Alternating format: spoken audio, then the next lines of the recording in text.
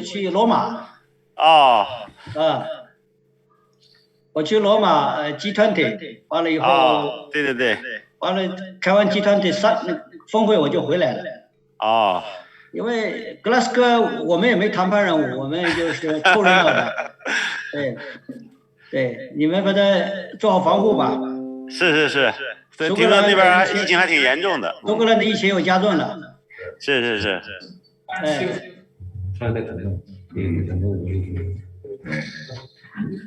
这个格拉斯哥这一趟任务也不轻啊。是的，我看前2天新闻报道，他这个一天就4万多人，这个发病率啊，还是挺高的，正在高峰呢。所以你们到那还是小心点儿。是我们就这个戴口罩吧，也没有其他办法。戴口罩，口袋里边呢，我们现在就是这样，因为每天都在联合国里边已经开放式办公了，人也很多。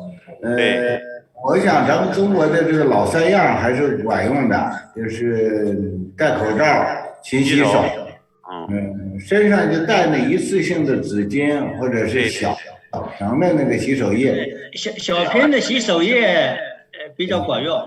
哦，是吗？那我们多带点。小瓶洗手液揣到兜里，这个见了别人握了手，完了以后坐下来，反正到哪儿你就擦一擦呗。太好了，你们2位这个在那儿有经验了，我就马上就明天就传达给代表团所有的同志。小瓶洗手液带着。就是这样。第3个呢，那你就是戴口罩、勤洗手，然后呢，不必拘于礼节，因为有些人在这儿，他有的也不戴，见面握手、拥抱都不用客气，就是他一要握手的话，拿胳膊碰一下，没错，不要拥抱，然后有的时候呢，他还要有饭局，那就是坚持这个戴着口罩，坚持不吃不喝，光说话。或者说就是吃几口的时候把口罩摘下来，然后赶紧就戴上，赶快就戴上。我们呢，因为这儿也是一直是疫情，只是到现在就靠这个就坚持下来了。对，这个关键是张大使的饭局是断不了也拒不了。对。每个月秘书长跟安理会的15家成员都要有工作午餐。对，你们是工作，那是工作。那个你不去不行啊。没错。是说视频的搞了一段，那现在都变成实体的，你不去而且这个是真正是交换信息啊，讨论各地这个现地的实际情况的，所以也必须要参加。那这个还是挺那么，因为有的是在餐馆里，这个还是很密闭的。哎呀，赵部长好啊！这个2位，你看秘书长和大使给你出了那么多的锦囊妙计啊，一路平安。谢谢戴部长，谢谢戴部长。好，现在66个可以开始了。那怎么样？那个刘秘书长、戴部长、赵部长，咱们就开始。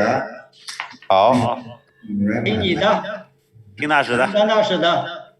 咱们就是大致程序呢是，我先讲一个开场的，大约5分钟。由于 minutes opening remark。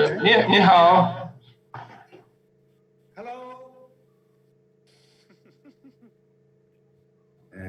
完了呢，我们这个我就先讲英文，这个我讲完之后呢，请咱们国内的2位部长，请刘部长，请这个穆莱玛执行秘书，再讲一讲，然后最后有一些大使啊，有一些参会代表再发表一些评论，或者是提出一些问题，大致的就是这样。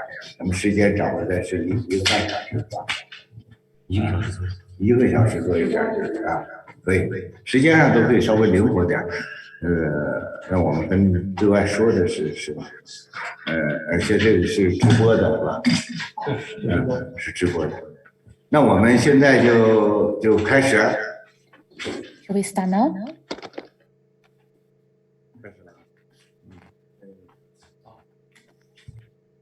Well, Excellencies, dear colleagues, ladies and gentlemen, good morning and good evening to our friends in Beijing. Last week, the first part of CBD COP15 and the second UN Global Sustainable Transport Conference was successfully held in Kunming and Beijing.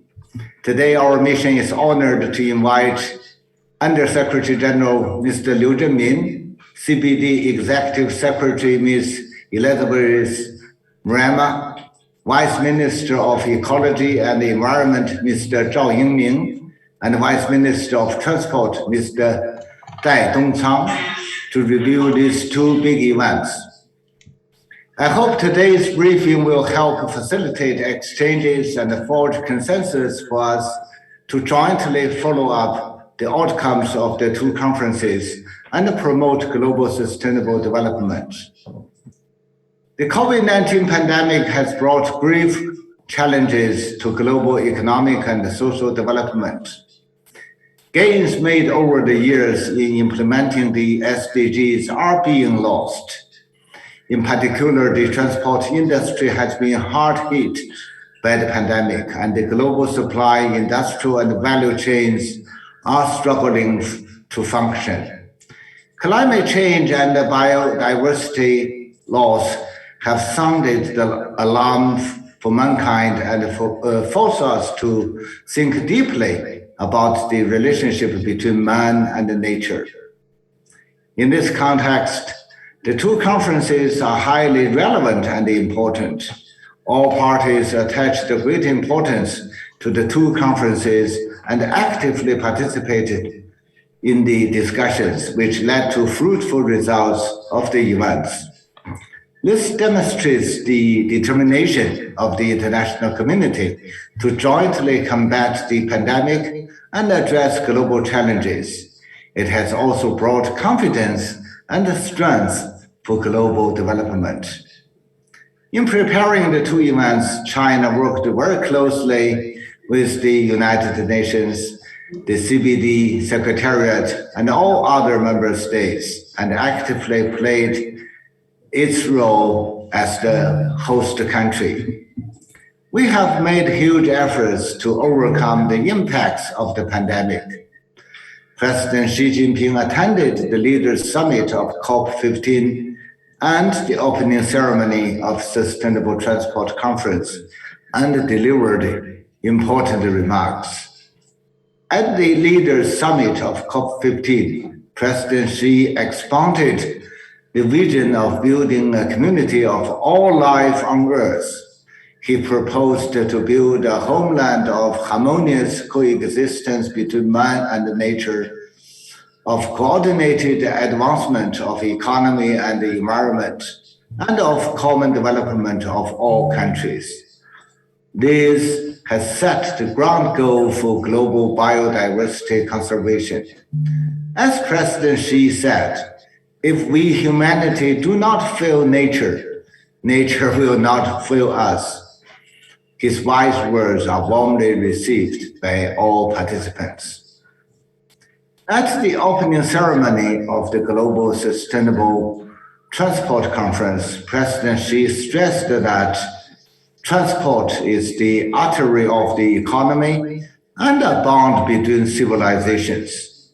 He called on all parties to follow the prevailing trend of world development, advance global transport cooperation, and write a new chapter featuring connectivity of infrastructure, unfettered flows of trade and investment, and interactions between civilizations. His remarks have charted the way forward for global sustainable transport. Thanks to concerted efforts from all parties, the two conferences have yielded fruitful outcomes. The first part of COP15 successfully held the Leaders' Summit, the Ministerial Meeting, and the Ecological Civilization Forum. It also adopted the Kunming Declaration, sending a powerful message of realizing the 2050 vision of living in harmony with nature. At the Sustainable Transport Conference, participants had policy dialogues on topics including people's livelihood, green development, connectivity, COVID response, and economic recovery. There is no doubt the initiatives proposed will inject a new strength for the implementation of transport-related SDGs. At the two conferences, President Xi Jinping announced that China will invest 1.5 billion yuan to establish a Kunming Biodiversity Fund, set up a global innovation and knowledge center for sustainable transport. This shows China's sense of responsibility in promoting global development and set a good example for international cooperation. The first part of COP15 and the Sustainable Transport Conference are both landmark events. All these couldn't be made possible without the cooperation between the CBD Secretariat and China's Ministry of Ecology and the Environment, and between DESA and China's Ministry of Transport. China wishes to take this opportunity to express our gratitude and appreciation to our UN colleagues. And my appreciation and gratitude also go to Minister Dai Zhongcang and Minister Zhao Yingming for your kind support and for your good cooperation with the United Nations. Now it's my great honor to invite our CBD Executive Secretary, Ms. Elizabeth Rama, my dear friend, and Vice Minister of Ecology and Environment, Mr. Zhao Yingming, to brief today's colleagues on the first part of COP15. Elizabeth, are you ready to? Yes. Okay, thank you. You have the floor now. Thank you very much, Ambassador, and sincere thanks to you for organizing this briefing session. Your Excellencies, His Excellency Zhang Yong, Permanent Representative of the People's Republic of China to the United Nations, His Excellency Mr. Zhao Yingman, Vice Minister of Ecology and Environment Ministry of People's Republic of China. Once again, thank you very much, Your Excellency. Mr. Dang Dongxiang, Vice Minister of Transport of China, as well as Mr. Liu Zhengman, Under Secretary General of DESA. Excellencies, distinguished ladies and gentlemen, I'm delighted to inform you that the first part of the United Nations Biodiversity Conference took place as planned 11th to 15th October in the beautiful city of Kunming, Yunnan province in China. Sincere thanks go to the government of China, including the Yunnan province and the city of Kunming, for all the tremendous arrangements made for the successful convening of the COP and the related meetings. The conference included the first part of the 15th meeting of the Conference of the Parties to the Convention on Biological Diversity, the 10th meeting of the Conference of the Parties serving as meeting of the parties to the Cartagena Biosafety Protocol, as well as the 4th meeting of the Conference of the Parties serving as meeting of the parties to the Nagoya Access and Benefit Sharing Protocol. After a year of considerable hardships and tremendous efforts on the part of many, the parties to the convention and the protocols mark an important achievement with the initiation of this conference this year, and the elements of the roadmap for the adoption of the post-2020 Global Biodiversity Framework at the second part of the conference, due to meet physically from 25th April to 8th May next year. Participation included delegations from 154 parties to the convention, which also include those that are parties to the two protocols, biosafety and access and benefit sharing protocols. to overcome the challenges posed by the COVID-19 pandemic, thanks to the IT arrangements made by our host government of China, the Secretariat was able to facilitate all the sessions in the virtual as well as physical settings, ensuring consultative and open conference involving all stakeholders in the discussions. So what was the political importance of China's hosting this conference? The unwavering dedication, cooperation, and political impetus of the government of China, steered by His Excellency Mr. Wang Ruiqun, Minister of Ecology and Environment of China, as well as Mr. Zhao Yingman, Vice Minister, together with the COP15 Executive Committee, were a key to the success of the first part of the conference. In addition, the conference was held in one of the world's most culturally and ecologically diverse locations, representing the deep values attached to the nature and its linkages to the China's traditions and culture. China's work on the ecological civilization, which was the theme of the conference, presented insightful information, including China's development pathways over the last several decades, representing a model of transformation from actions to reduce pollution, restore degraded lands, and conserve species, with some recovering, and ecosystems to tackling poverty and pursuing broader human development goals.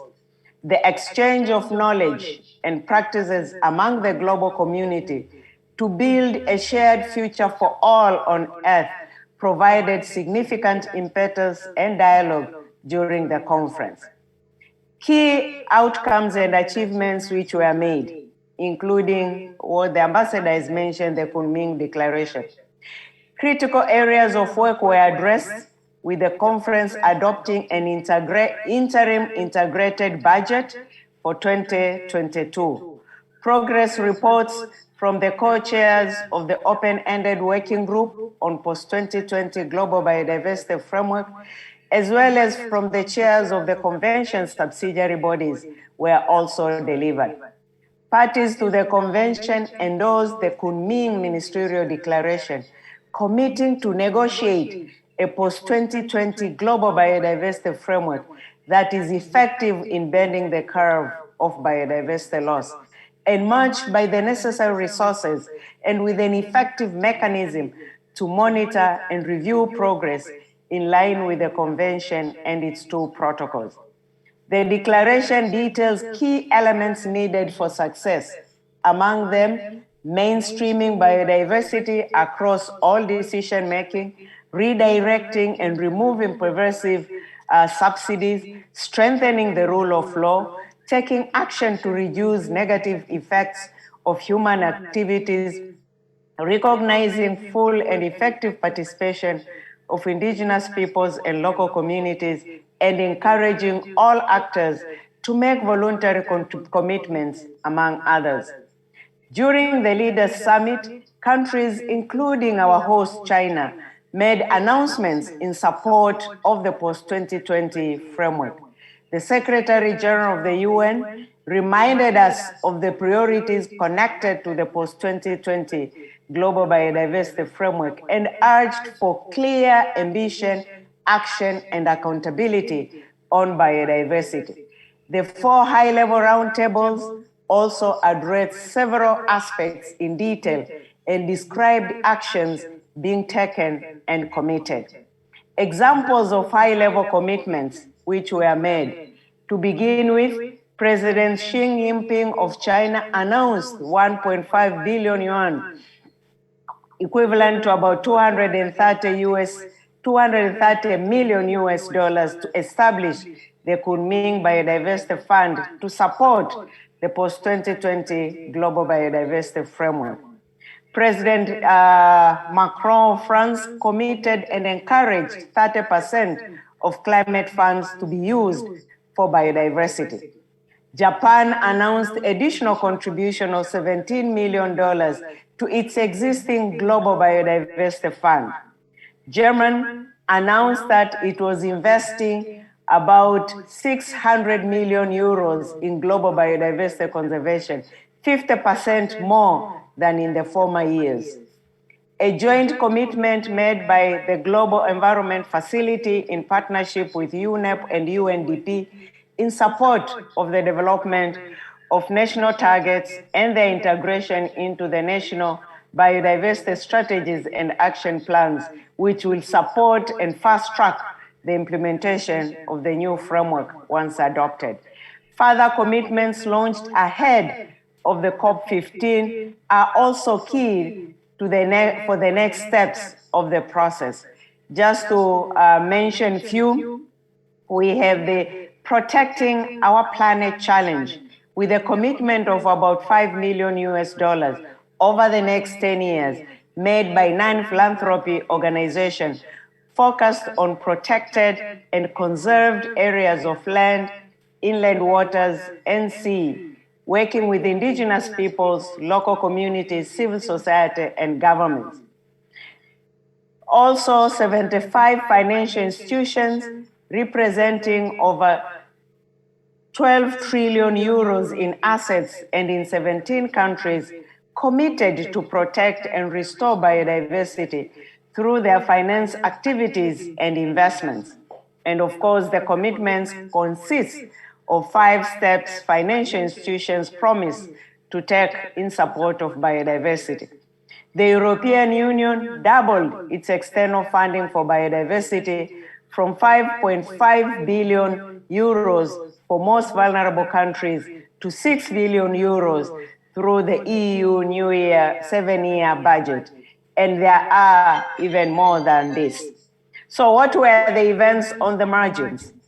The People's Republic of China organized also 2-day ecological civilization to promote multilateral cooperation and engagement among the different government sectors and public, private, and civil society actors to address innovative approaches and practical work undertaken at different levels of government to advance biodiversity conservation, sustainable use, and natural capital investment. Last month, China also organized the non-governmental organization Action Forum to engage non-state actors in a 2-day event to raise ambition around the post-2020 global biodiversity framework. The event also benefited from the rising momentum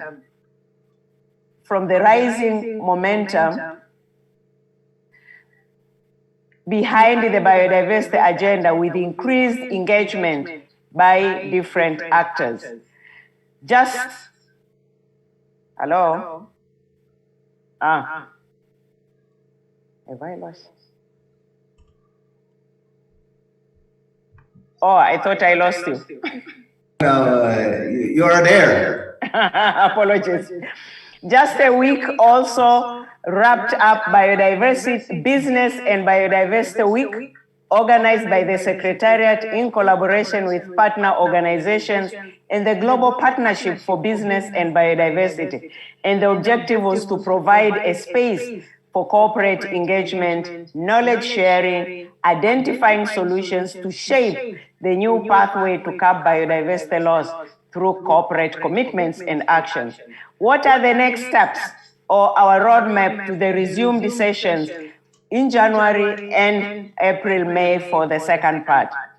This is a decisive decade where the journey ahead of the second part of COP15 presents a unique opportunity to write a new chapter for our planet and future generations. The central importance that biodiversity plays in a myriad of sustainable development issues has gained heightened attention among actors across society. With growing emergencies and narrowing opportunities to take action, we can no longer afford to address interconnected challenges in siloed manners. The COVID-19 pandemic is only one further reminder of this imperative. So our collective journey calls for collective vision across whole of government and whole of society. And as a Rio Convention CBD was established as an essential instrument for sustainable development to safeguard the natural world and ensure the future of humanity. So issues of climate change, biodiversity, and desertification are intimately linked, and coordinated approaches to the implementation of 3 conventions are urgently needed. An early objective is therefore to confront biodiversity crisis alongside the climate and land degradation crises, and our journey must include coherent message at the climate COP26 and beyond to UN desertification COP next year. And to ensure equitable and sustainable benefits for all people, we must solve both biodiversity loss, climate change, and land degradation together. Another key element of our roadmap is to prepare for the in-person sessions of the resumed meetings of the Convention subsidiary bodies, as well as the open-ended working group on the post-2020 Global Biodiversity Framework, all the 3 to be held in Geneva, Switzerland in January next year. There may be informal consultations ahead of Geneva to build from the conference outcomes and find common grounds on some of the issues. The resumed sessions will include formal negotiations where parties must continue to press ahead on several outstanding issues. And some of the issues include, first, we must ensure the framework is sufficiently ambitious to meet our goals and achieve our vision, addressing all drivers of biodiversity loss. Second, this must be matched by commensurate ambition to finance, in finance and other fields, and thus require a robust replenishment for biodiversity from the Global Environment Facility, which is the Convention's financial mechanism. Thirdly, the framework must include a mechanism to ensure that we stay on track to achieve our targets and goals to reach our 2050 vision of living in harmony with nature. And building on this, we need a step change in the negotiations to make concrete the vision and commitments expressed by the heads of state and government leaders at the first part of the biodiversity conference. We must continue to show leadership commensurate with the challenge. This is our opportunity and indeed our responsibility to work together to build a shared future for all life on Earth. For all this, we are looking forward to China's leadership as our COP president to lead us through this journey. Thank you very much. Thank you so much, Elizabeth. I'm very much impressed by what you have shared with us and very much encouraged by the achievements we have made. And I also share your views about the roadmap in the future days. And let's continue to work together to make the second part, especially the negotiation of the framework document, a productive one, so as to really to realize the harmony between man and nature. Thank you again, Elizabeth. And now I give the floor to Minister Zhao Yongning to share his views, his assessments, his comments with us. 赵部长，现在请你讲话。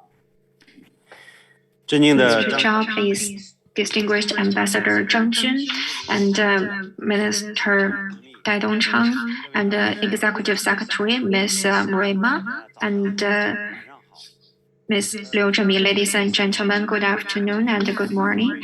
And the COP15 conference, the first part of the COP15 was just finished last week. As the head of the Chinese delegation of COP15 and the director of the preparatory committee of COP15, I myself is very glad to take this opportunity to timely share with you the outcome we have for the conference. So this is the largest scale of the United Nations conference in the aspect of environment being held after the COVID-19. At the same time, it is the conference when we are faced with the three challenges, including environmental deterioration, the loss of biodiversity, and climate change. The conference is shouldered with the expectations of people for the future, next 10 years or even more, about biological protection of the biodiversity.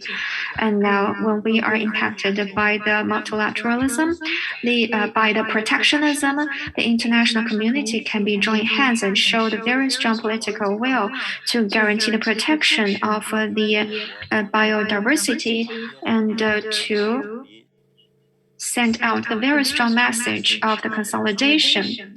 We all have felt that the conference have very well echoed with these expectations, and it's widely recognized a very big success of the conference. There are about over 150 parties and 30 international organizations and institutions have a joint conference online and on site. There's a very tight schedule of the conference, and we have very productive discussion and very productive outcomes. To summarize, there are 5 specialties or the characteristics of the first part of COP15. The first one is a very clear and well-selected topic. The theme of this conference is ecological civilization, building a shared future for all life on Earth. It calls for the vision that people should be living in harmony with the nature. And we are the community with the shared future of all the life on Earth. This is also the first time for the COP conference to list ecological civilization as the theme of the conference. It is very important for us to have the new progress, new thought, and a new concept. It has a very well strengthened the political will of protecting the biodiversity. On the Leaders Summit and the Minister Conference, the ecological civilization is very well recognized and echoed.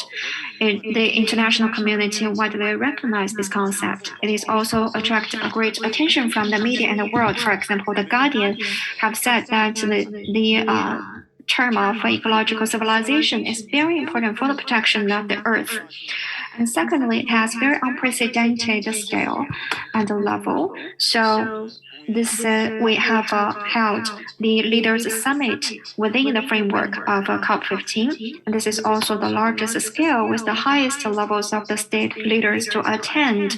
We have the state leaders to attend this conference, including the President Vladimir Putin from Russia and Egypt President al-Sisi, President of Turkey Erdogan, French President Emmanuel Macron, President Carlos of Costa Rica, and President of Turkestan Jabarov, and Prime Minister James Marab of Papua New Guinea, and the Prince of Wales, Charles, and the UN Secretary Antonio Guterres. It has fully expressed that different parties has very high expectations to the protection of the biodiversity. I should say it injects very powerful political momentum into this process. The other feature is the new style facing China's COVID-19 outbreak, and also the outbreak of the COVID-19 all over the world. The Chinese government and the parties and the Secretariat have overcome great difficulties, and arduous efforts are made. And finally, we decide the first phase of the conference was held with the combination of online and offline, successfully complete the agenda and reach the Kunming Declaration. It's the first time in history of the convention that the COP has been convened in a combination of online and offline, which has released a strong signal to the international community to overcome difficulties and accelerate the process of global biodiversity governance. Fourth, the content is highly enriched. It includes the ministerial meeting and high-level meeting, And with the theme of working together in the same boat to build a harmonious and beautiful world for all things. And in the 7 thematic sessions, constructive dialogues are carried out. At the same time, in the International Convention Center, the Yunnan Biodiversity Practice and Exhibition were made. Online, we have the Achievement Exhibition of China's biodiversity protection, indicates the situation achievement made by China in the biodiversity. And this is a symbol of China's biodiversity construction and protection. The fourth one is the green and low carbon. And it is a fully implemented principle of safety and health, openness and inclusive, green and low carbon. And the carbon footprint by planting the eco-forest to offset the emission. At the same time, over 3,000 participants, including the envoys, representatives, volunteers, journalists, working staff, all of them are safe and sound. And this is a great success. Representatives and guests of all parties conducted detailed and in-depth exchanges and consultations, reached broad consensus and achieved fruitful results, which are mainly reflected in 3 aspects. Firstly, it has gathered the broadest political will and formed the most powerful political driving force. President Xi Jinping and other 9 leaders and the UN Secretary General attended the Leaders' Summit, delivered a speech which provided strong confidence and a political impetus for the international community to work together to tackle the challenges of global ecological environment and promote global biodiversity governance.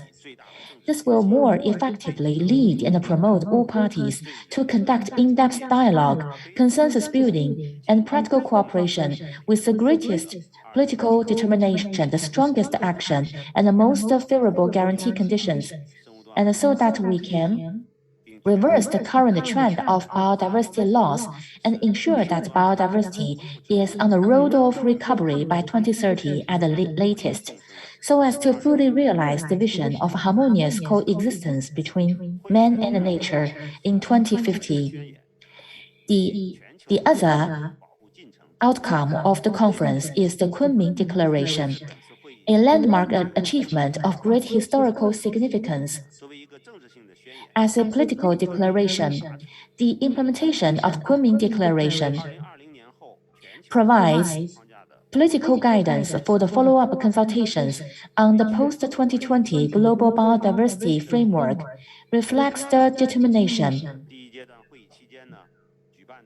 In the first part of it, and there is a jointly building global ecological civilization and protecting global biodiversity issued by the Ecological Civilization Forum will also have a positive impact on enhancing the willingness of all parties to participate in the construction and global ecological civilization and biodiversity protection. Thirdly, countries made commitment and formed a very sound environment. And the host country and other countries declared to set up the foundation. And some countries also made commitment. In the Leaders' Summit, he proposed China will provide 1.5 billion RMB to build the Kunming Biodiversity Fund in support of the biodiversity protection in the developing countries, set up the first group of national parks, and come up with the carbon peak and neutralization and 1+N policy and other host countries' measures. The declaration of the Kunming Foundation is a further symbol of China's commitment to work with international community to promote biodiversity, and this is a step up forward to shoulder a big country's responsibility and it create a very sound political environment. And just now, I give you a brief introduction of the COP15. There is a saying in China, a good start is half the success. The first part of the COP15 lays a very good foundation for the second part of the conference to be held in the springtime in Kunming. And we hope that the second part of the conference will be held in a beautiful spring city of Kunming. And all the delegates can sit face to face to promote the post-2020 biodiversity protection framework, to realize COP15, all the agendas, to promote the global biodiversity governance with new progress and step up to new steps. Thank you.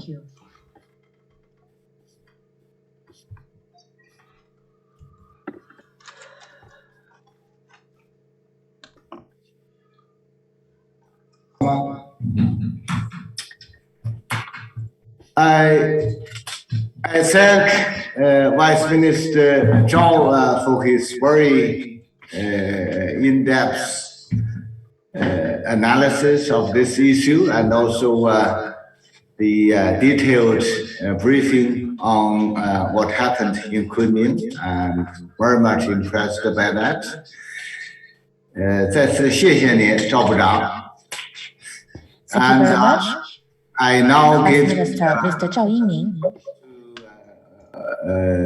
Vice Minister of Transport, Mr. Dai Dongcang, to brief us on the second Sustainable Transportation Conference.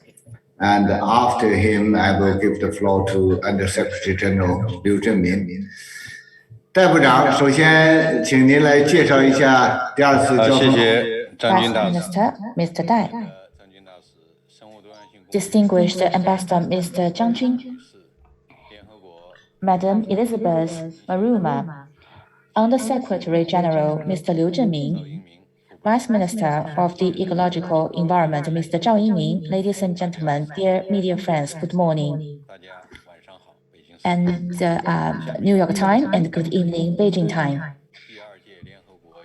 And on behalf of the second UN Sustainable Transport for Global Development organizer, I'd like to share with you some of the information of the conference, the basic situation of it. The second UN Sustainable Transport Conference is held on October the 14th to 16th with the combination of online and offline. It is successfully held in Beijing, hosted by the UN and organized by Chinese government. And the theme is sustainable transport and sustainable development, lasting for 3 days. In 3 days, 14 sessions of events were held, including the opening ceremony, 3 thematic forums, and 6 thematic sessions and a closing ceremony. 133 envoys in China from 171 countries. And these delegates, envoys, delegates of the international organization in China, thousands of delegates joined the meeting offline. The conference chairman, Minister of the Transport, Mr. Li Xiaopeng, chaired the opening ceremony and make presentations together with Under-Secretary General Mr. Liu Zhenmin, chaired the second plenary session and the third session ministerial forum, as well as the joint chairman for the closing ceremony. Now I want to talk about the features of this conference. And there are several things we can share with you. First of all, very high level of scale, President Xi Jinping, together with the Secretary General, Mr. Guterres, were in the opening ceremony and the first plenary and made very important speeches and putting of Russia and Abdulhamidov from Turkmenistan and President Walker from Ethiopia and Cortizo of Panama and Luther from the Holland, as well as Zimbabwe President Mnangagwa, joined this plenary session with online and offline session. 132 ministerial ministers joined this meeting. which is a great attention given by the international community to this conference. Extensive participation. 171 countries joined this conference with online or offline ways, accounting for 90% of the UN members. I should say, it effectively realized the extensive participation of the UN conference. Delegates from 61 national organizations were presenting. 151 delegates and guests made speeches in the conferences, and the whole conference was live streaming globally, which means a great support to this conference and a great concern to the sustainable transport. The third one is the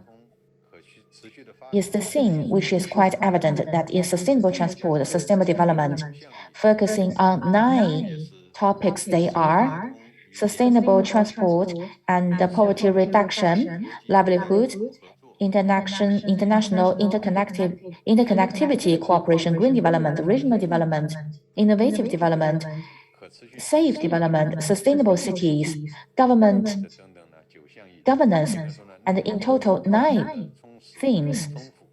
Very enriched content. At the same time, in terms of the COVID-19 containment,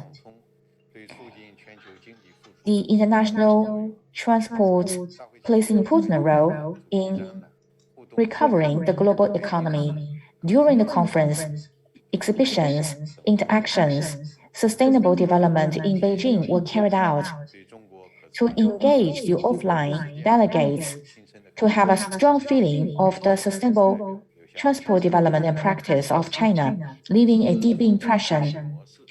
Fourthly, innovative meeting model. In face of the recurrence of the COVID-19, this conference adopts the combination of online and offline, Beijing, New York, Vienna, and this is a joint meeting across different locations. Several video conference systems were integrated together with the UN Secretariat. We overcome all kinds of difficulties to coordinate the government, companies, different walks of society to ensure this conference is conducted successfully and is live streaming internationally via the website of the UN. Really enriched the international cooperation under the COVID-19. Fifth, with strong feedback, the international shows great concern with a lot of media coverage.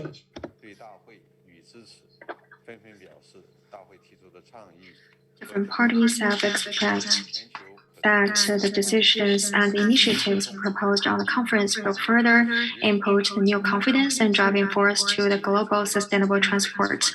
Sectors and businesses make the commitment to positively involve in the cooperation of sustainable transport and to promote the sustainable development of the transport with pragmatic measures. Number 3, we have very fruitful outcomes. Number 1, the conference have further consolidated the global consensus on the sustainable development of the transport. President Xi of China have given the keynote speech with the title of Staying Connected with the World and Abreast with the Times and Making Big Strides on the Path of Sustainable Development. He has made 5 proposals, including focus on the open and coordinated development, promote connectivity among different parties, focus on the common development to promote a fair and inclusive development. Number 4, focus on the innovative driven development and to strengthen the driving force of the development. Number 4, focus on giving priority to ecology, realize the low carbon development, focus on multilateralism, and to improve the global governance. This has contributed Chinese wisdom to realize the sustainable transport and sustainable development. Secretary General of the United Nations, Mr. Guterres, also have proposed in their opening remarks that transport is of great importance to realize the 2030 Sustainable Development Agenda. Many state leaders have called for the international cooperation among different sectors of society so that the sustainable transport can play its due role.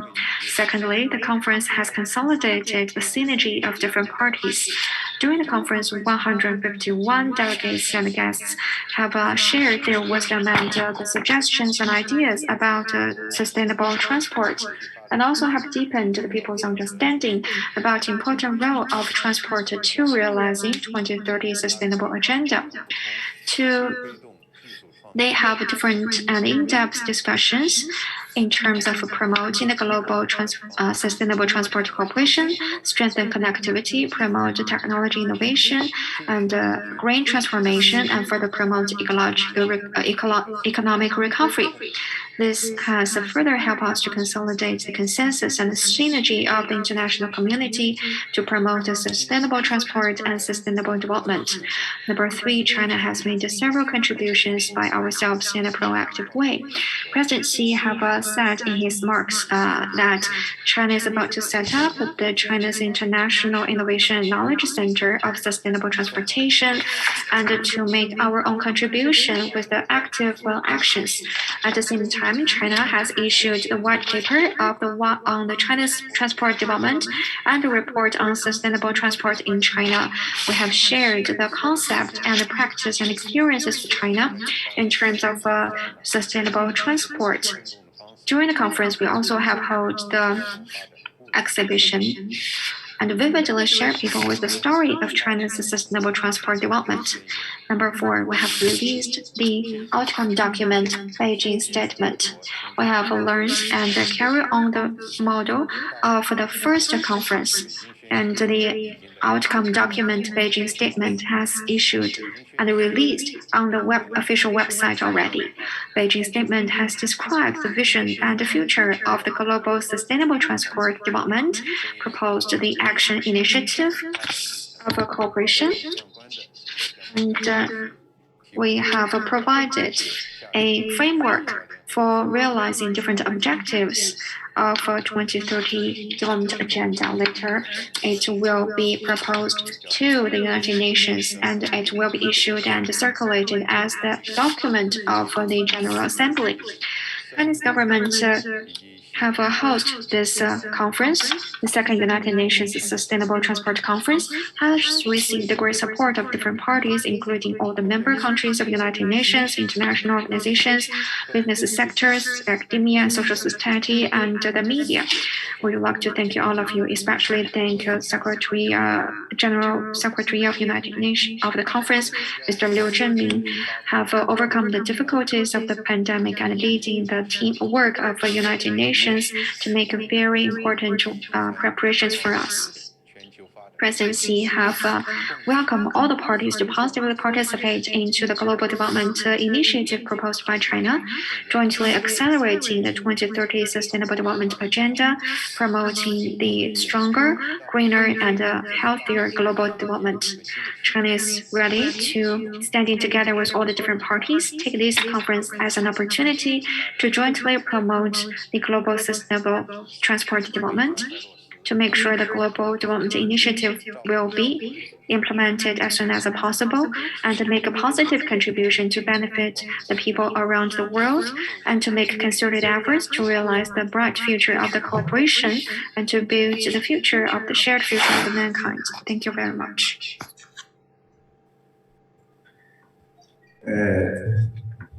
Thank you, Minister. Thank you so much for your detailed briefing on the second Global Sustainable Transport Conference. And also thank you for all the efforts you have invested in making this conference a success. 再次感谢你，戴部长。如果是可能的话，我不知道一会儿。If it is possible, I think maybe you can share more with us about this Innovation and Technological Center. What will be its influence and how to operate this center? Thank you again. I now give the floor to Under Secretary General Mr. Liu Zhenming. Zhenming, you have the floor now. Thank you. Thank you, Ambassador Zhang, Vice Minister Zhao Yiming, and Vice Minister Dai Dongchang, my colleague Elizabeth, the Executive Secretary of the CDB Secretariat, Excellencies, distinguished delegates, ladies and gentlemen. I'm honored to join you today for this briefing, and I want to start by thanking Ambassador Zhang, the permanent representative of China to the United Nations, for hosting this meeting and invite me to speak at this briefing.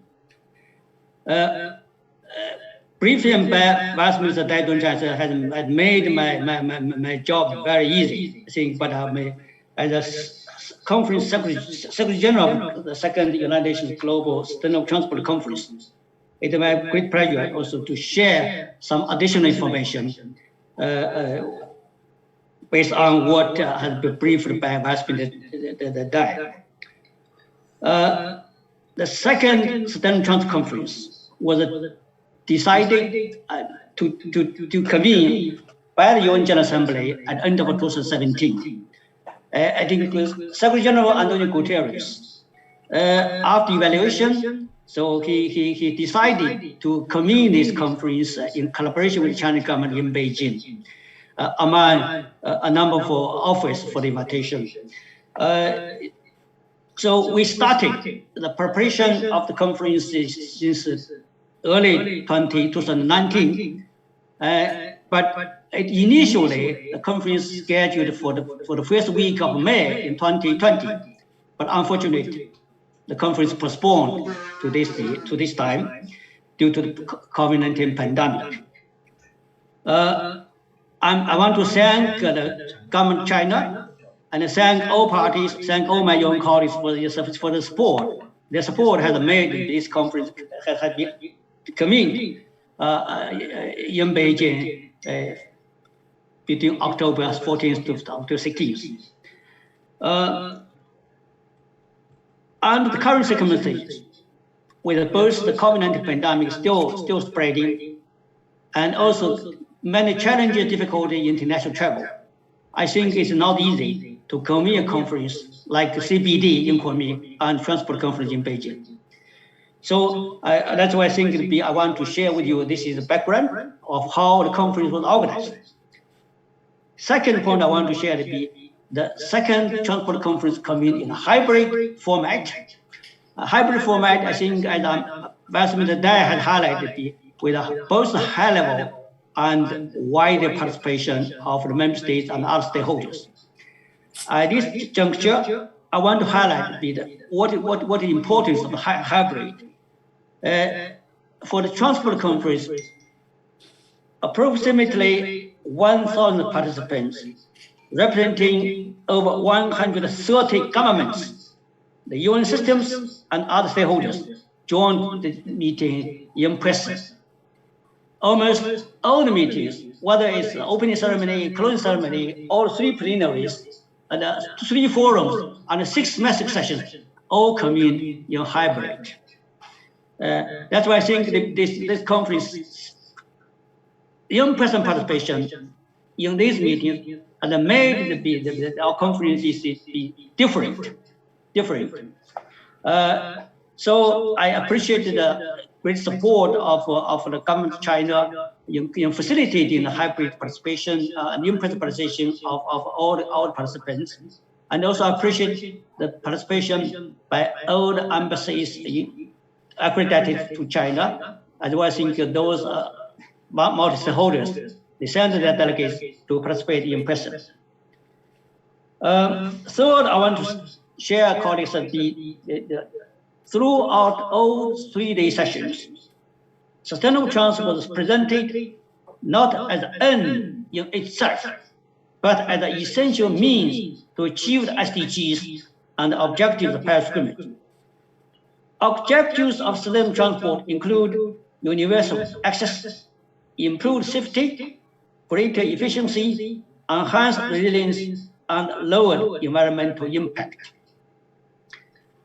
At this conference, all modes of transport, road, rail, aviation, and waterborne, were addressed.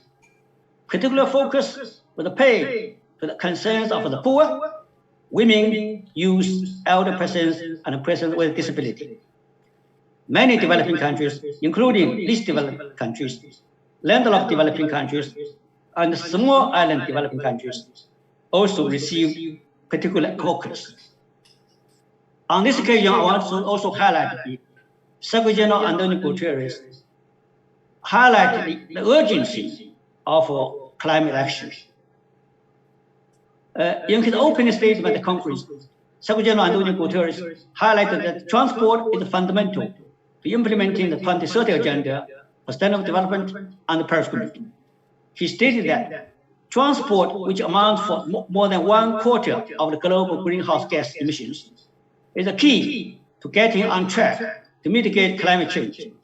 He emphasized that, I quote, "We must decarbonize all means of transport in order to get to net zero emissions by 2050, unquote." So the issue of responding to climate change was highlighted throughout the discussions.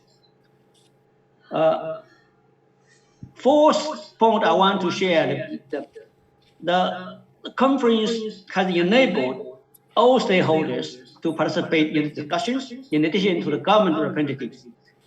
The Forum on Science and Technology and Innovation for Sustainable Development, a forum on the role of businesses in advancing sustainable transport, as well as 6 thematic sessions, enabled 90 stakeholders from across the world, participating either in person or online, to share their experiences and recommendations. All dimensions of sustainable transport was covered. Fifth point I want to share is the UN system partners who also collaborated in substantive preparations, participate in several sessions. Many principals of the UN agencies participated in thematic discussions and forums. Before the conference started, a UN system interagency report on sustainable transport was released before the conference. I commend the press conference, I think, launched this report, UN interagency report. This report, on the website of conference itself, as well as on the website of the UN. In addition, the deliberations were further enriched by 27 side events related to the theme of the conference, sustainable transport and sustainable development. These side events were organized by member states, United Nations systems, and other key stakeholders. So these side events are organized mainly virtually. Last point I want to share is the key takeaways and recurring themes included in the need to take urgent action to achieving sustainable transport as a major contributor to reaching SDGs, accelerating climate action, eradicating poverty, recovering from pandemic, and preserving nature. The urgency of decarbonizing the transport sector while using new technologies and approaches and leave no one behind was a recurring theme. It was also repeatedly highlighted that while the environment is one pillar of sustainable development, it is equally important to ensure universal access, safety, resilience, and efficiency, and other pillars. Participants all emphasize the need for transport policy to promote green public transit, last mile infrastructure, and access to vulnerable populations. Where member states and other stakeholders made various important announcements and reported on major initiatives at the conference. These included also the greenhouse gas emissions reduction targets for their national transport sectors. To record all these announcements and commitments, a new online repository was created by UN Department of Economic and Social Affairs to capture these announcements and commitments and other voluntary commitments made by all stakeholders. This repository will remain open and accessible throughout the conference website. I would like to encourage all of you, all the member states and stakeholders, to register your sustainable transport-related commitments and initiative with this online repository. As Vice Minister Dai has already briefed at the closing ceremony, a Beijing statement was presented by the Minister Li Xiaopeng of the Ministry of Transport of China, and in his capacity as the conference chair. So this Beijing statement now on the website. We have been confirmed that the government of China will submit this Beijing statement to the United Nations for circulation as a GA document. Dear colleagues, I think conference over. Conference have been successful. Conference over, but there's a lot to follow up. My department and the entire UN system are looking forward to working with the member states for the follow-up actions of the conference. Thank you. Thank you, Mr. Zhang, for this opportunity. Thank you so much, Under-Secretary General Zhen Min. Thank you for your great contribution and all the efforts you have made for the successful meeting of the second Sustainable Transport Conference. Yes, we share your views that we need to continue to remain committed in carry on the momentum, and then to make more efforts to realize the goals we set in the 2030 agenda. And once again, thank you so much. Well, I wish to thank all the briefers again, and we are now entering the second part of this briefing, and we will open the floor for comments and for questions. Some ambassadors and participants have inscribed in the chat box their wishes to speak. I now give the floor to my dear friend Rodrigo, the prominent representative of Costa Rica. Rodrigo, I see you there, and I'm sure you are ready to take the floor. Thank you, Ambassador Jun, and our appreciation to your mission for this important briefing and the contribution that makes for that biodiversity and sustainable transport as tools to achieve the 2030 agenda, as you just mentioned. Well, as we have heard, an ambitious agreement for the post-2020 global biodiversity framework incoming is imminent. We must continue with this urgent momentum and action in all possible platforms. The interconnectedness of the crisis, the need for synergies, is undeniable. At the political level, we insist we must engage in increasing our ambition.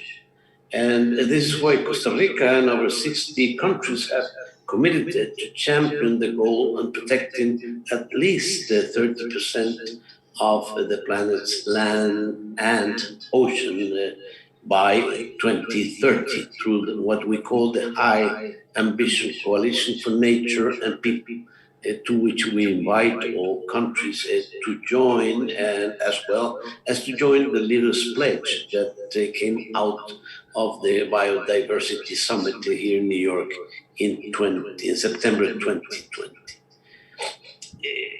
I may refer briefly to the Costa Rican and National Decarbonization Plan, in as much as one of the most challenging and important areas to achieve a carbon-free society is, of course, transportation.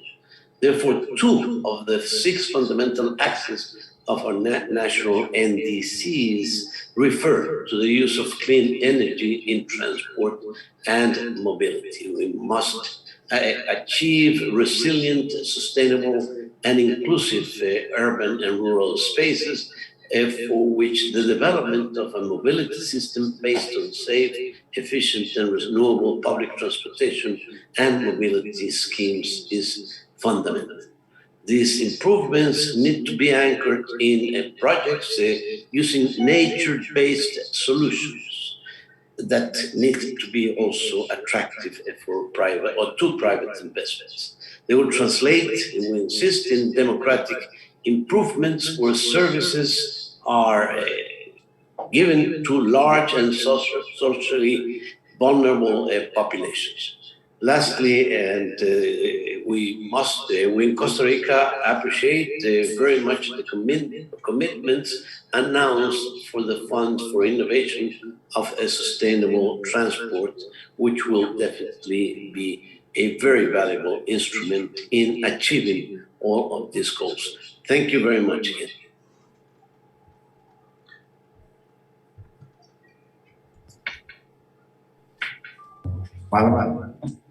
Thank you, Rodrigo. Very much impressed by your remarks, and also thank you for your engagement and your contribution to the Kunming meeting. And I also recognize the inscription of Turkmenistan. I now give the floor to my good friend, Ambassador Atayeva, the permanent representative of Turkmenistan. Floor, Ambassador.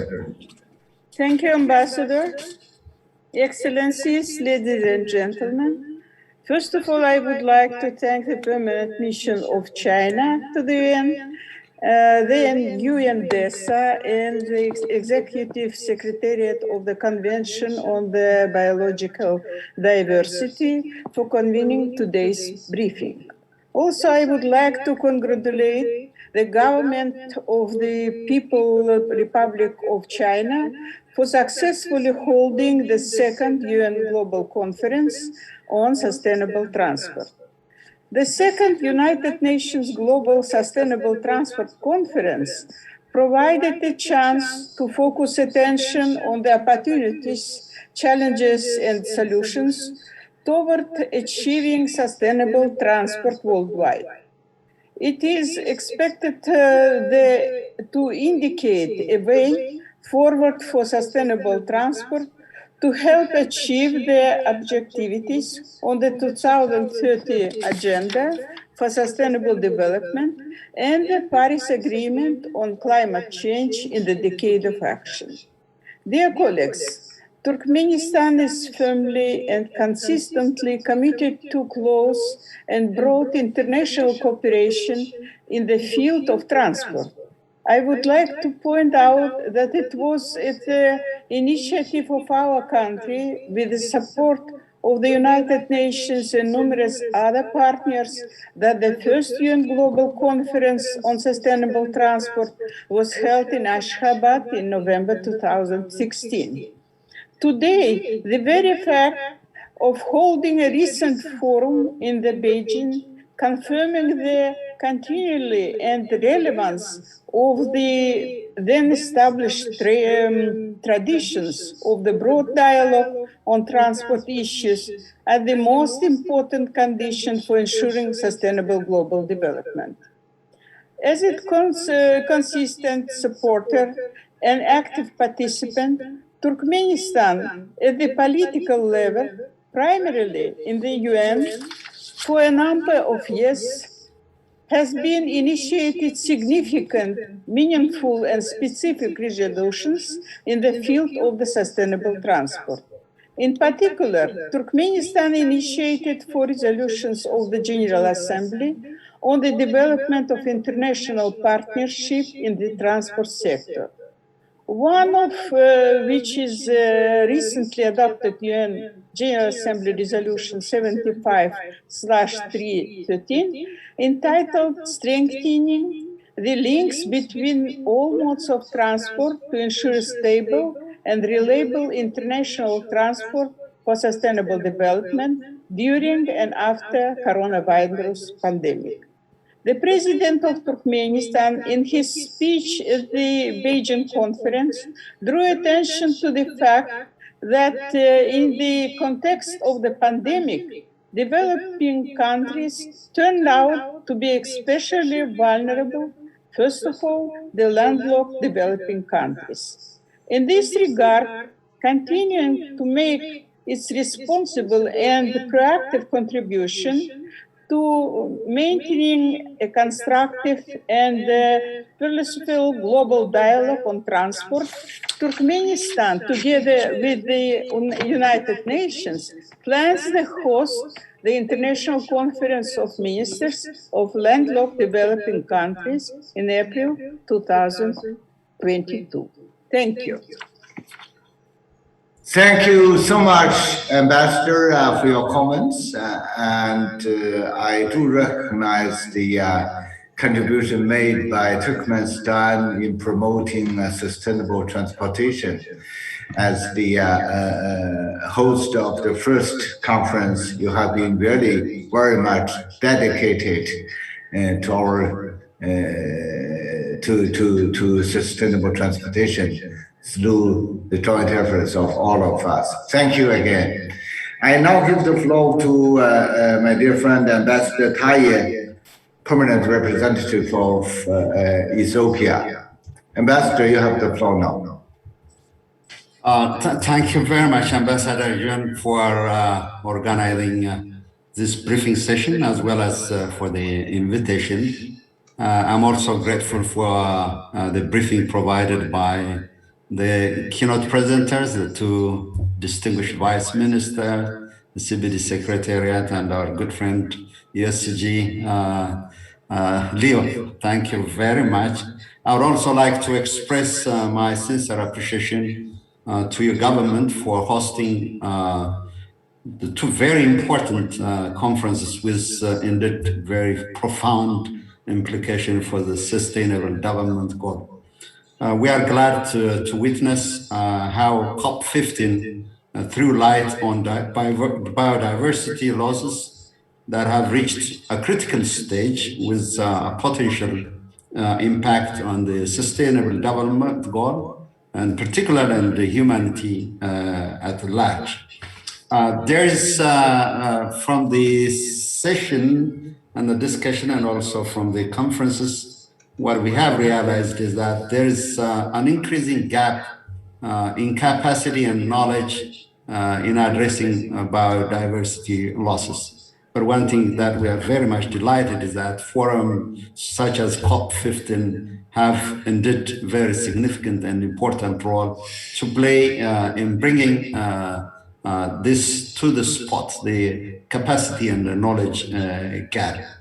We are hopeful, looking forward, that COP15 has indeed laid down a foundation for an ambitious and realistic post-2020 global biodiversity governance, which is indeed very, very critical and important.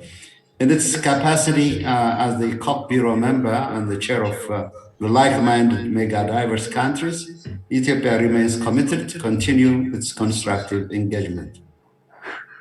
Likewise, Ethiopia was also keenly following the second United Nations Global Sustainable Transport Conference.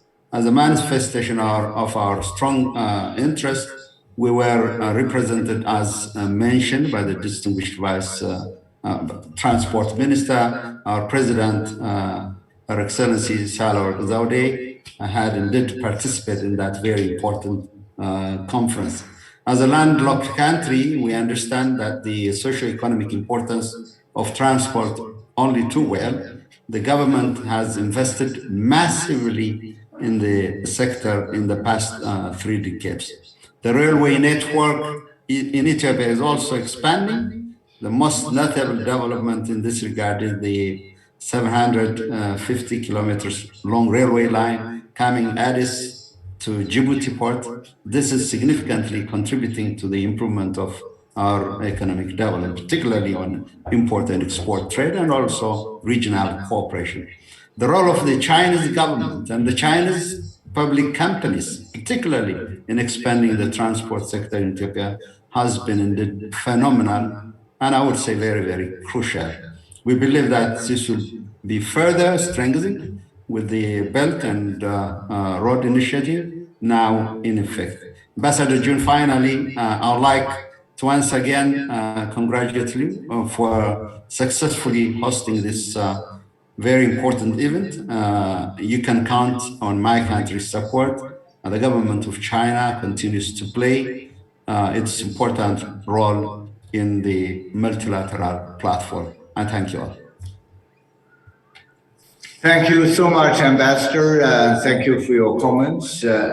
More importantly, thank you for your engagement and contribution to the two conferences. Yes, indeed, as the Bureau member of COP, and you did make your unique contribution to the conference, and also thank you for your support to the second Sustainable Transportation Conference. Thank you again. I now give the floor to my dear friend, Ambassador Munar, Permanent Representative of Pakistan. Munar, you have the floor. Thank you very much, Ambassador Jun. Thank you to all my Chinese colleagues for organizing this briefing on the COP15 for CBD and the United Nations Second Global Sustainable Transport Conference. Let me congratulate, first of all, the government of the People's Republic of China for successfully convening these two important meetings and bringing them to a successful conclusion. Biodiversity is the beauty of this world. It is also essential for human survival. It is therefore regrettable that over the past 50 years, humanity has waged war upon nature. Many types of pollution, as well as invasive alien species, are increasing with negative impacts for nature. 70% of the land surface is significantly altered. 66% of the ocean area is experiencing increasing cumulative impacts, and over 85% of wetlands have been lost. Approximately half the live coral cover on coral reefs has been lost since the 1870s, with accelerating losses in recent decades due to climate change. COVID-19 and the rise of many zoonotic diseases is a stark reminder that we are on an unsustainable path of economic growth with respect to biodiversity. I agree with the thoughts presented by President Xi Jinping that man and nature need to coexist in harmony. We need to respect nature, follow nature's laws, and protect nature.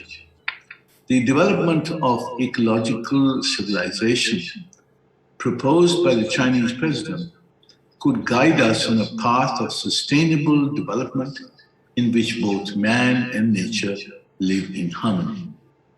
The announcement of the Kunming Biodiversity Fund and the investment of 1.5 billion won is to support biodiversity protection in developing countries is a leading example of the kind of initiatives that are needed to address this challenge. I would urge all developed countries to follow the footprints of China to ensure predictable, adequate, and concessional finances for developing countries to meet climate goals and the Aichi biodiversity targets. Allow me to also mention that Pakistan, on its part, is contributing to global biodiversity efforts using its own financial resources so far. Our 10 billion tree tsunami is the largest reforestation drive in the history of our country. It is aimed to increase biodiversity and promote green stimulus to our economy. I would like to also mention that Pakistan has embarked upon various infrastructure development programs to enhance regional connectivity, improve efficiency of transport and trade logistics.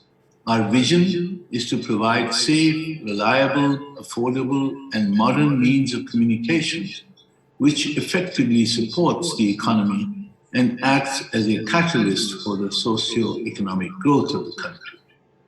Pakistan is committed to the UN Agenda for Road Safety, National Road Safety Strategy, which was approved in 2018, is being implemented and will save many lives.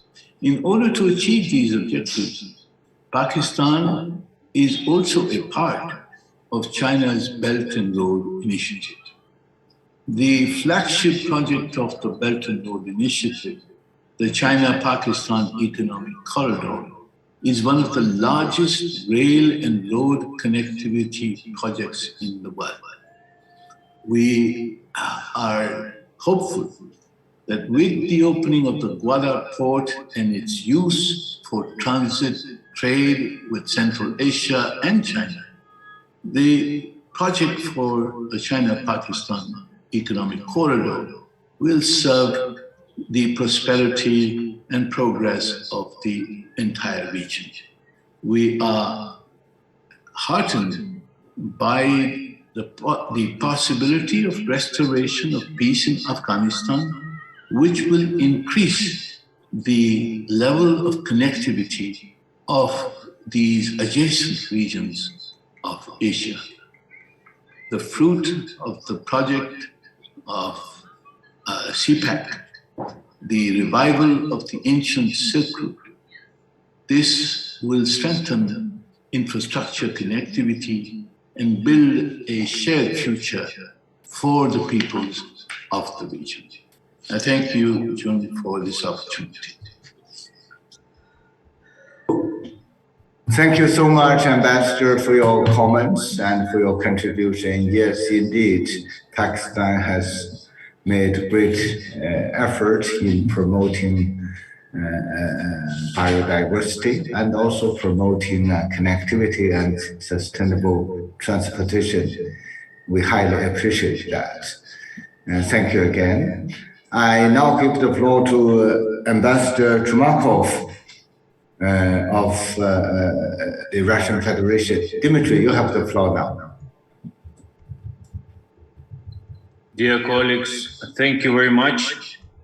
We thank our good friends from Chinese Mission, Your Excellency, for hosting this event, and distinguished ministers and the briefers, and of course, Excellency Liu Jinmin and Elizabeth Merem for their very eloquent presentation of these two big events.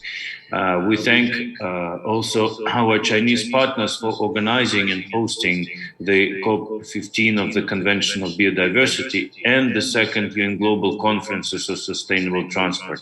Our appreciation goes to the Secretariat of UNDESA and CBD. We know how difficult it is to make a big event, especially after the break of pandemic that we all had, but still the success prevailed. And the importance we attach to these conferences was reflected in respective statements by our president, Mr. Vladimir Putin, president of the Russian Federation, at both of these events. We look forward to further productive engagement, of course, on post-2020 global biodiversity framework, and this document should complement the existing environmental frameworks in an effective and science-based manner, while avoiding duplication. It should reflect a common vision of how to ensure better conservation and more sustainable use of biodiversity and its components, as well as contribute to implementation of Agenda 2030 in all three dimensions. With regard to Transport Conference, we were also glad to speak at the Ministers' Forum. Our delegation presented key areas of work of the Russian transport complex in the context of implementation of Agenda 2030. We are satisfied that the conference provided an opportunity to discuss a wide range of priority transport problems. Among them, adaptation of transport sector to the growing global demand for goods and services, and new environmental requirements and challenges. challenges ensuring transport connectivity of remote areas, development and modernization of the related infrastructure, transport, digitalization, and introduction of other cutting-edge technologies, the impact of COVID-19 pandemic on transport, as well as road safety. On road safety, I would like to also draw your attention on the preparatory event on the 3rd of December in New York, done by Regional European Commission, and at the process of road safety political declaration that we hope to steer to next year as an important contribution to what has been said in Beijing statement. We welcome the fact that this significant event provided an opportunity for a partnership-based, open and constructive dialogue in Beijing and in Kunming, thus contributing to shaping a common vision for sustainable development in this sector globally. I thank you for your attention. Thank you very much, Dmitry, for your comments and for your contribution. I now give the floor to Ambassador Woodruff of the United Kingdom, to be followed by the European Union. Ambassador, you have the floor now.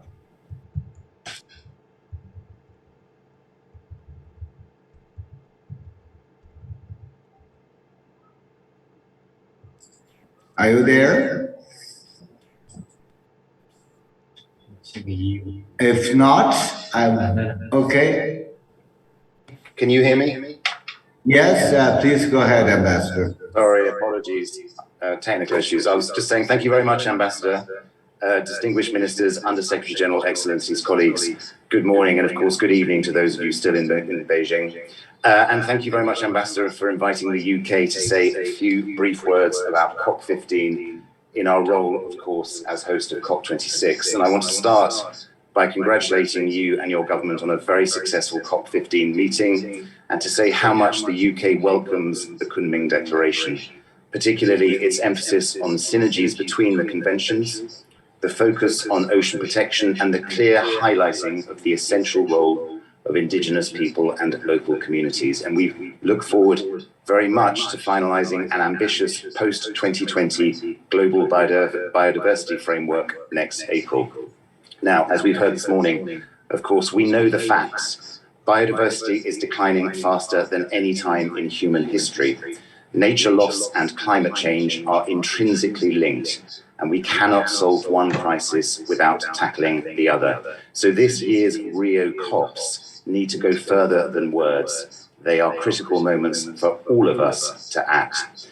So COP26, in just over a week's time, of course, is an opportunity both to build on the Kunming Declaration and also to lay the groundwork for next year's resumed session. Action on nature and land use is necessary to keep the 1.5-degree goal of the Paris Agreement in reach, and is therefore a critical element of our vision for a high-ambition outcome at COP26.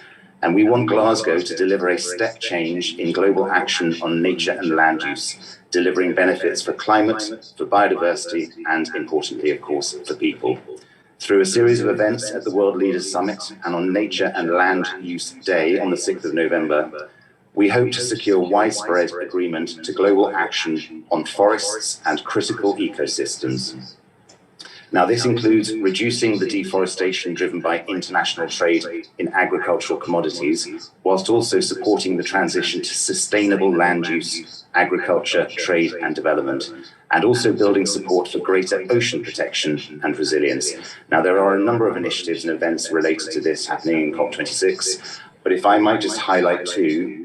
The first being the Glasgow Declaration on Forests and Land Use, which sets out our collective commitment to reduce deforestation, incentivize sustainable agriculture, and significantly increase finance to both.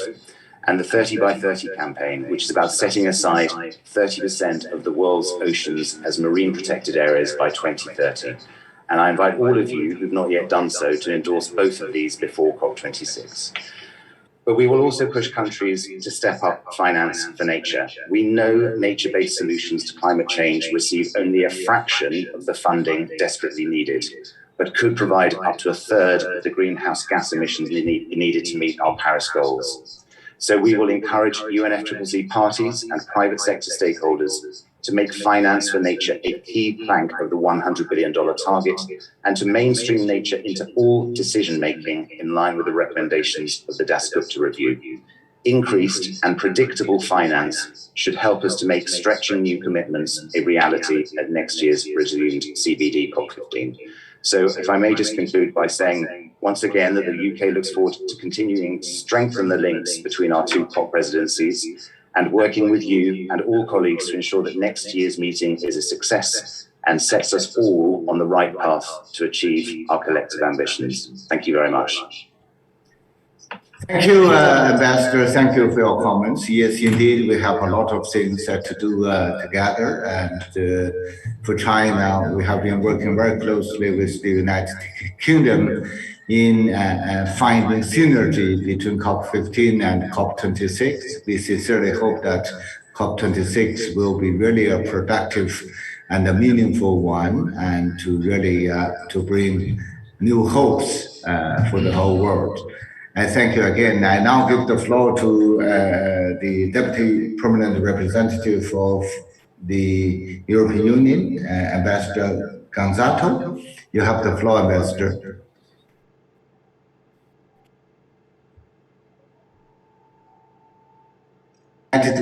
The European Union?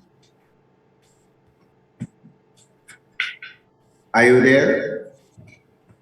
If not, I will give the floor to the representative of India. India, please. Thank you for giving me the floor. My delegation has a few points to convey regarding the second UN Global Sustainable Transport Conference. First, we express our concerns over the way this Beijing statement was pushed through without any consultations with the member states. We therefore convey to DESA our opposition to this statement. We do not endorse it. We will be sending this message to DESA formally as well. Second, there were some references to the Belt and Road Initiative at this conference. Even the conference venue carried objectionable maps. We cannot accept inclusion of the so-called China-Pakistan Economic Corridor as a flagship project, given that it passes through India's territory. We do not support any initiative that disregards sovereignty and territorial integrity of India. Third, the event format had no provision for exercising right of reply from member states, nor the facility of making an intervention during panel discussions.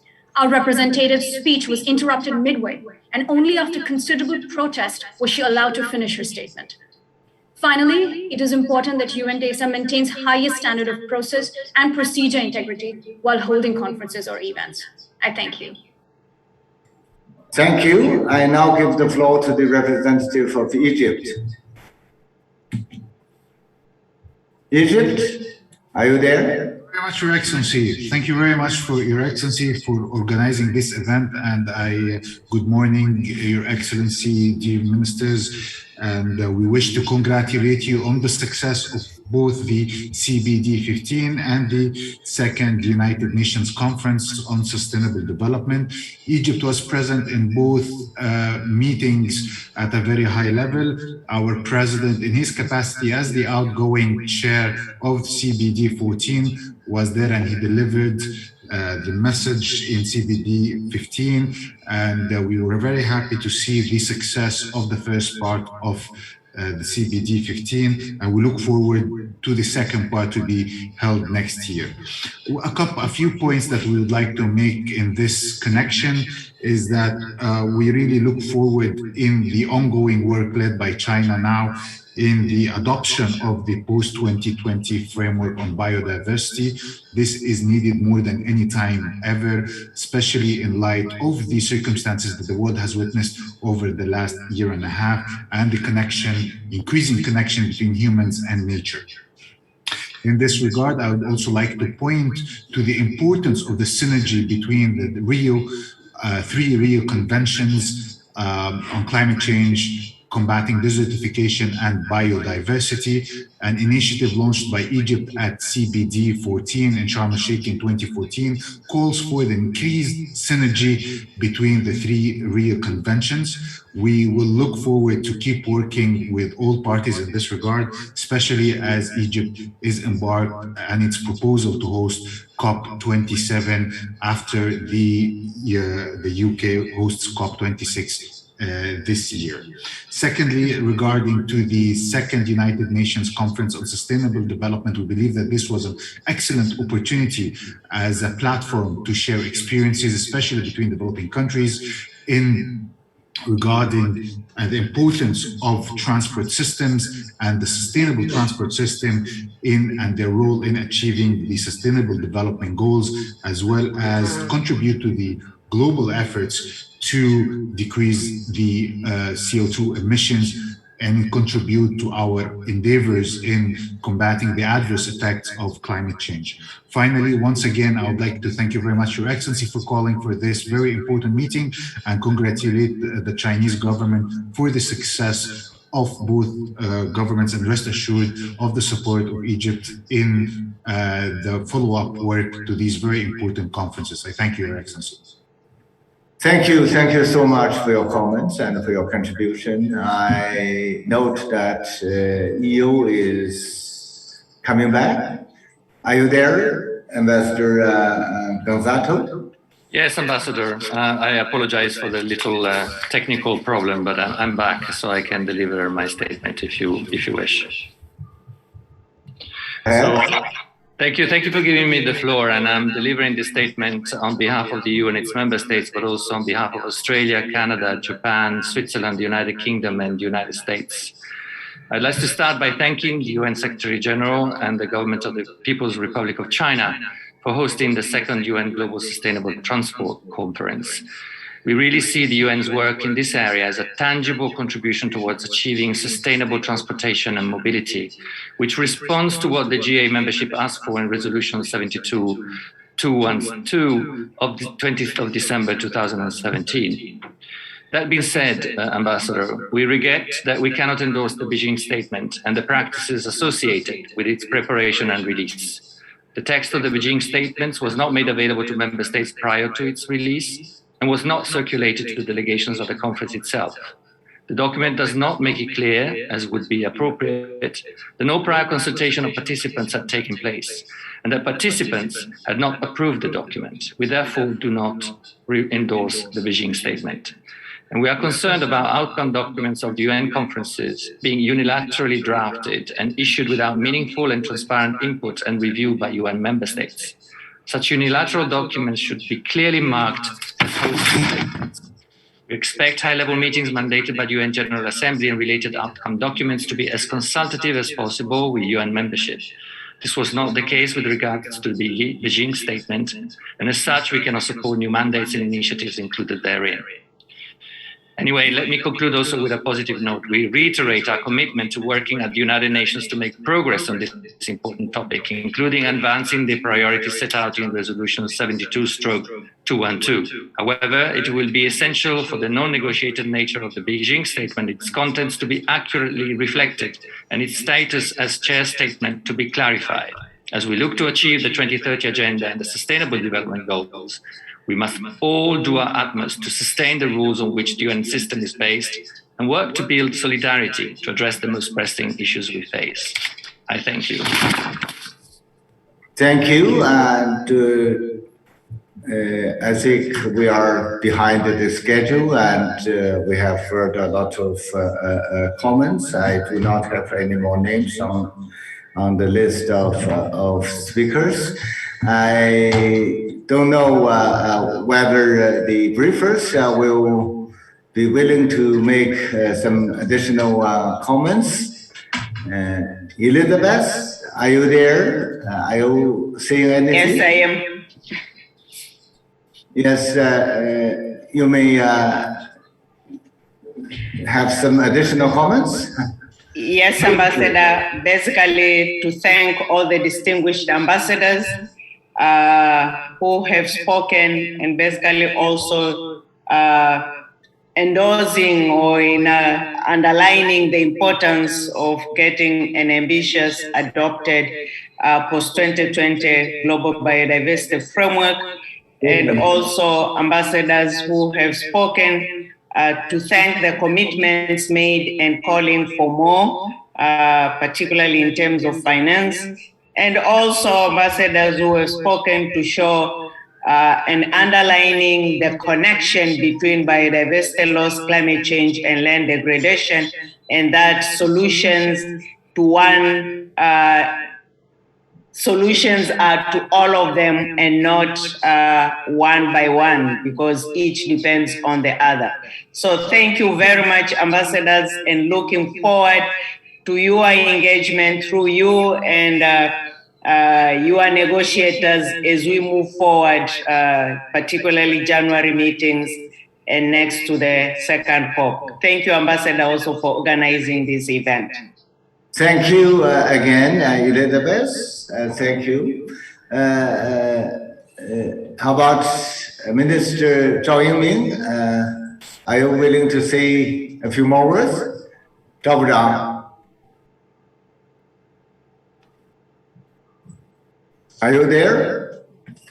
And if not, Under Secretary. 非常感谢张军大使。 Thank you very much, Ambassador Zhang Jun, for organizing this briefing. I want to make some brief remarks here. Even though the first part of COP15 provides the best for the successful meeting of the conference, we hope that all the parties could get together again in Kunming by the direction pointed out by Kunming Declaration. We work together to realize a post-2020 biodiversity framework with the commitment and the practicality to contribute our efforts to it. Thank you. Thank you again. Yes, indeed, you know, the first part is only a starting point. Let's continue to work harder on the follow-ups. And next, may I give the floor to Under Secretary General Zheng Min and to say a few more words. Thank you, Mr. Zhang. A few brief points. First, I'd like to thank all ambassadors, all distinguished colleagues for their remarks and then for their strong support to the sustainable transport, and also for their high precision to the government, Chinese government, and to the United Nations for convening this second sustainable transport conference. Second, I want to assure the distinguished members that Secretary General Antonio Guterres will submit a report to the member states at the forthcoming General Assembly about the convening of this second conference. Because the conference convened by Secretary General under mandate of the General Assembly, and he will have the report back to the General Assembly. Third, regarding the comments made by our colleagues from EU, European Union, and India regarding the Beijing statement, I think it clearly Vice President already mentioned it. So this is not a negotiated document. It's an initiative by the host country, and also, of course, it's polished by the English-speaking colleagues from UN system, because they drafted the statement in the Chinese-style English. So we have to polish that draft by the English-speaking staff from UN. So it's not negotiated. I think also it followed the practice of the first global sustainable transport conference took place in Turkmenistan 5 years ago. So it's I think also because this pandemic really had prevented the communication in all respects. So it's not a negotiated document. No legal status. It's not for any member state to endorse. But to my knowledge, I think it be confirmed by the Vice Minister Dai that the government of China will submit this the Beijing statement to the United Nations to be circulated as a General Assembly document. I think member states have opportunity to discuss it at the General Assembly. I think you are also obligated to discuss how you are going to follow up this document, follow up the transport conference beyond.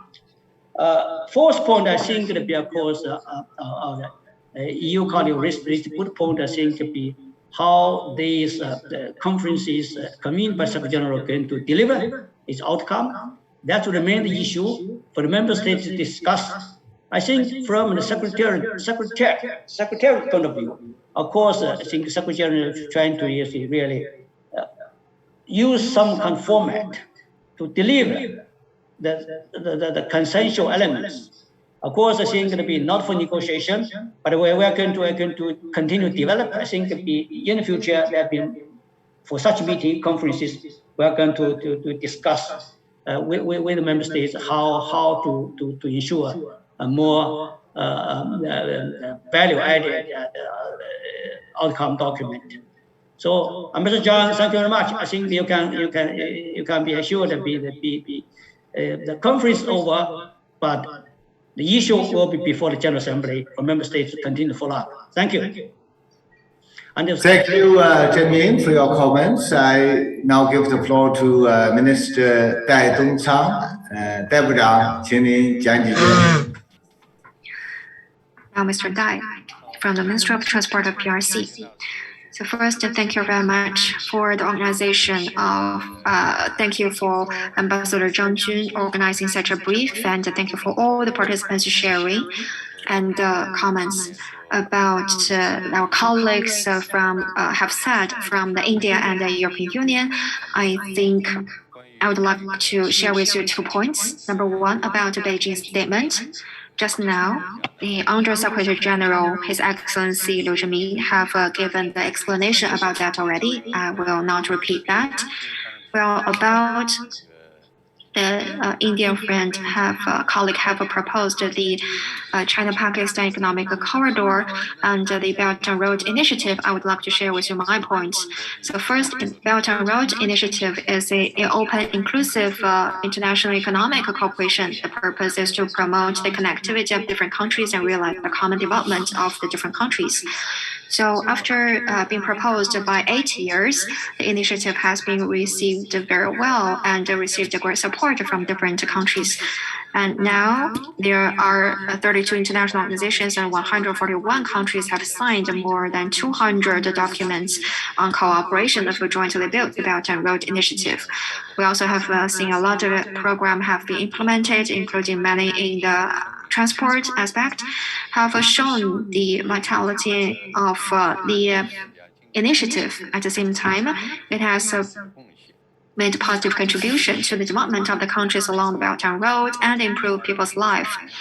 And as the Indian colleague have said about the China-Pakistan economic cooperation, this is an economic cooperation initiative. It is not related to the third party. It is not related to the sovereignty and the territorial integrity.